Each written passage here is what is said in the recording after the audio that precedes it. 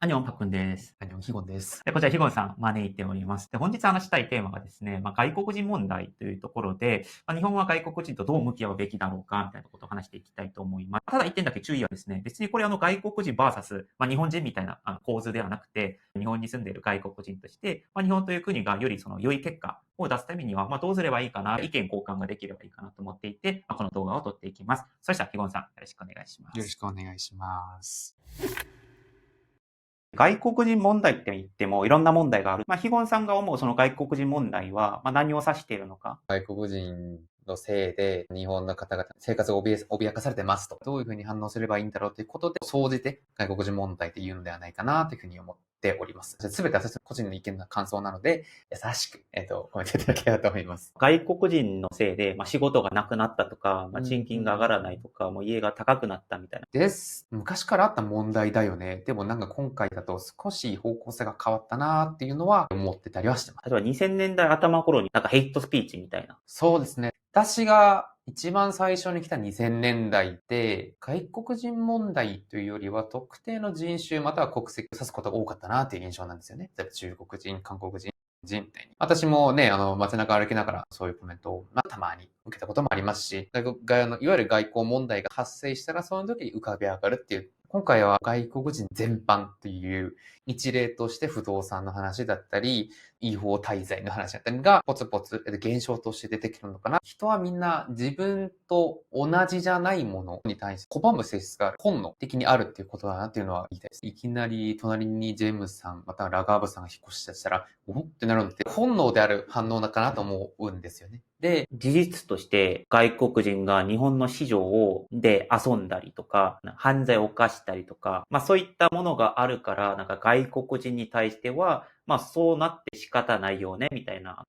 話があると思うんですけれども。そこですよね。当時の外国人、また社会的弱者に対する差別というものは、日本の人が上にいて、その下に外国人の人がいるっていうことだったんですよね。なので、俺らが強い、すごい豊かで、暮らしのいい日本人がいて、その下に韓国人、中国人、朝鮮人みたいなのがこういると。なので、お前ら、学びに来てるのに、なんでこんなにね、悪いことしてるんだっていうことで、いろいろ叩かれたっていうのが、2000年代の行動になったかなって思ってます。ただ、2025年、今を見ると、また別なんですよね。今回、今の論証で面白いのが、日本人が下で、外国人が上なんですよね。今回面白い違いかなと思ってます。何らかの理由で、剥奪感、疎外感を感じてしまって、で、自分が、この外国人、この率直に言えば、隣に住んでるラガーブさんのおかげで、俺は仕事がなくなってるっていうことが感じてるのがあるかなというふうに思ってますね。日本人が下で外国人が上みたいな話だったと思うんですけども、全部が全部そうなってるわけじゃないと思うんですね。仮に外国人が全部上になってたら、それは確かに問題になると思っ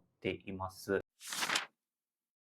上な人がいるのかっていう話と、日本市場が実際遊ばれてるのかっていう、そうですこの2点が僕気になってるんで、そうですね。私が住んでるエリアとかでも中国の方がいっぱいね、お金遊びしてる話は聞いたりはするので、そういうこともなくはないんだろうなと思うんですけど、それが全国で行われてるか、それまだ話別なんですよね。ここから私の試験に入るんですけど、現代日本社会の大事なイデオロギー、考え方で出てくるのが一億総中流社会ってことかなって思うんですよ。田中角栄時代から、そういう自民党が掲げられたもので、今でも生きてるイデオロギーと思うんですけど、それって面白いのが、みんなが普通に働ければ、みんなが同じく生きれるよっていうすごい理想論だったんですよね。でも日本はそれが実行できたんですよ。隣にする田中さんと佐藤さんの生活はぶっちゃけ変わらない。だからお互いハッピーでハッピーで入れるっていうのが、そのイデオロギーですと。それがうまく今まで言ってたんですけど、この20年、30年間はだんだん残念ながら、そのイデオロギーを維持するのが大変になってきてるのがあるかなって思うんですよね。東京の不動産がどうのこうのだったり、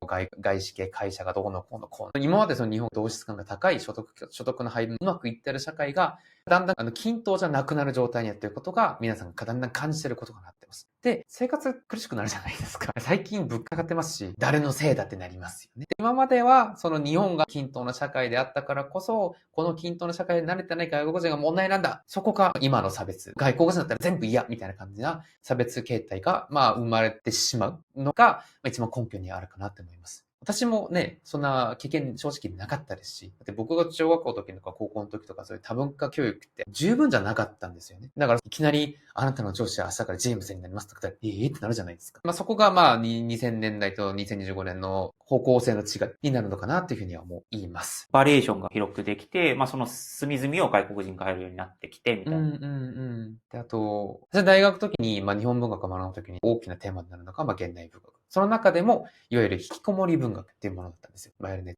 たちがどういうことを思ってるのか、なぜ彼らがそういう考えをしてるのかっていうことを、授業で学ばなきゃいけない。その、引きこもり文学のすごい面白いところは、引きこもり文学の方々が A で、戦争が大好きっていうことと、B は外国人が亡くなれば楽になるっていうこと、二つを言ってるんですよ。根拠に何があるかっていうと、彼らの生活が相当厳しかったんですよね。で、こうすれば生活できるよって言われて育ってきたのに、それができなかった。でも、実際頑張ってる方々ですしね。結果が出ないのはなぜだろう。じゃあ、戦争でも起こして、自分の役を立てる人になろうっていうったり、外国人の方々が職に立つんじゃなくて、私がそこに立てようみたいな。そういう論理があちこちあるじゃないですか。世界のどこにもね、こういうロジックありますよ。韓国にもありますし、アメリカでももっとひどいですし。で、それが今までオンライン上で留まったのが、今回世論のアジェンダに上がってきたっていうのが面白いものかなと思ってます。2個目がですね、外国人多くなりましたよね。実際ほら、最近のね、コンビニ行ったら、コンビニの店員さんの中で田中さんみんなない。大体インドの方か、ベトナムの方いらっしゃいますし、韓国の人も日本でもそうなんですけど、その多文化教育とか、自分と常識が噛み合わない人ってあるかもしれないってことを僕らあんまわからない状態で入るじゃないですか。だから慌てるんですよね。見たことないですし、考えたことないです。そういう状態で生活もだんだん苦しくなってるし、じゃあそこでどうすればいいんだ、うわーってなった時に、その怒りを当然に出さなきゃいけなくて、今はぼやーっとした外国人というぼやっとした問題で曖昧な言葉で出てきているっていうのが、今の外国人問題と言われているものの面白い形態ではないかなと、個人の意見として思っております。ありがとうございます。話の中で、おそらく問題になっているのが、誠実に生きている外国人と、迷惑と呼ばれる人たちが、もう一律で外国人として扱われるのは僕的には問題かなと思っていまして、迷惑外国人と呼ばれる人たちを、どう扱うのかっていうのが、まだ日本社会であまり議論できてないような気がするんですね。そうですよね。私自身も改善しなきゃいけないと思うものは正直あります。いわゆる同化ができなかった外国人の方々、そうする気もない人をどうすればいいのか。で、同時に僕らもね、日本の方に対する接し方を考えなきゃいけないと思うんですよね。パクソンさんもご存知と思うんですけど、で、僕らが子供の時に学んだ日本と、今住んでるからによってすごい違うじゃないですか。ネットで見てるのと、実際日本に来て感じるというのは違うんですね。そう。同時に僕らはこういう風に住んできた生い立ちを理解できない人もいると思うんですよ。生い立ちが違うから。それ、みんなね、説得しようとしてるんですよね。日本の方も外国人。